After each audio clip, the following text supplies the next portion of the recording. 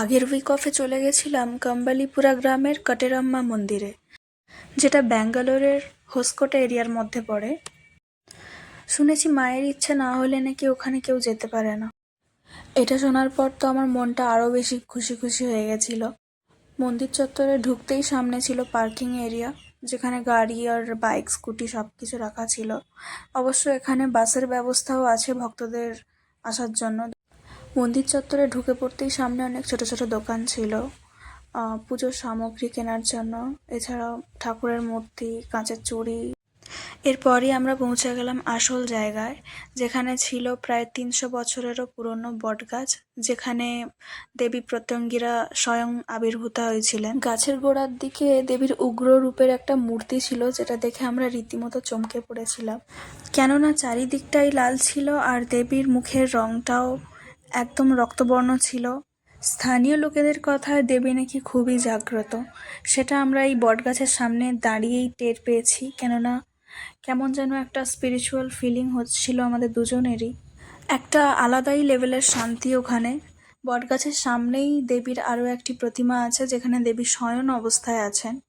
এরপরই আমরা গাছের পেছনের দিকে গেলাম, যেখানে গিয়ে আমাদের দুজনেরই গায়ের লোম খাড়া হয়ে গেছিল।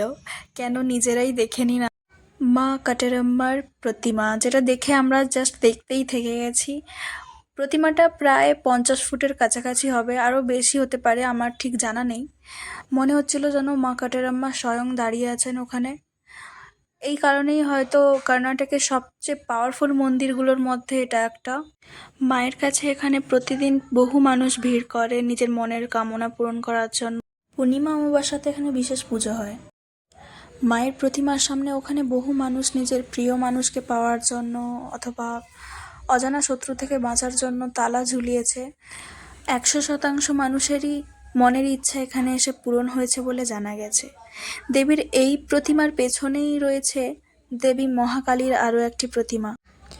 এখানেই নারকেল ও লেবু ফাটিয়ে মানুষের স্বপ্নদোষ, নজরদোষ ইত্যাদি দূর করা হয় এবং অনেকেই এটার সুফলও পেয়েছে বলে জানা গেছে। মন্দিরের পাশেই তৈরি হচ্ছে পৃথিবীর সবচেয়ে বড় কটেরাম্মা মূর্তি, যেটার উচ্চতা প্রায় হবে 252 ফিট। তো এইভাবে আমাদের একটা স্পিরিচুয়াল দিন কাটলো আর আমাদের লাইফের একটা সুন্দর মেমোরি তৈরি হলো। দেবী রেগে গেলে নাকি দেবীর গা থেকে ঘাম রূপে রক্ত ঝরে। ভিডিওতে আমি দেবীর দুটো নাম নিয়েছি, আরও একটি নাম আছে, জানা থাকলে কমেন্ট করো।